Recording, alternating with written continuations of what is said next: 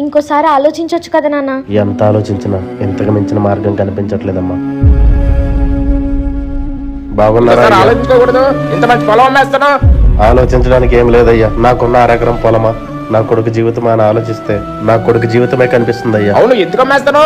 వీడి చదువు పూర్తయి 5 సంవత్సరాలు అవుతుంది. ఉద్యోగం లేకుండా ఖాళీగా ఉన్నాడు. ఈ పొలం అమ్మేసి డబ్బులు ఇస్తే ఏ దుబాయ్ కోయటా వెళ్ళి పని చేసుకుంటా అంటున్నాడయ్యా. ఖాళీగా ఉన్న కొడుకుని చూస్తుంటే నీరెట్టకి ఎండిపోయిన పొలాన్ని చూస్తున్నట్టుందయ్యా. అలాగేలే, ఆ డాక్యుమెంట్స్ ఇది. ఇదిగో ఇప్పుడు అడ్వాన్స్ ఇస్తున్నాను. రేపు రిజిస్ట్రేషన్ ఆఫీస్కి వచ్చేసి మొత్తం అక్కడ సెటిల్ చేసుకుందాం. నాన్న ఆగునా, డిఎస్సి నోటిఫికేషన్ వచ్చేసింది నాన్న. నేను జాబ్ కొడతాను, నువ్వు పొలం నమ్మకర్లేదు. ఆయన చెప్పాడంటే అది చేస్తాడంతే. ఇదిగో నీ పొలం డాక్యుమెంట్లు.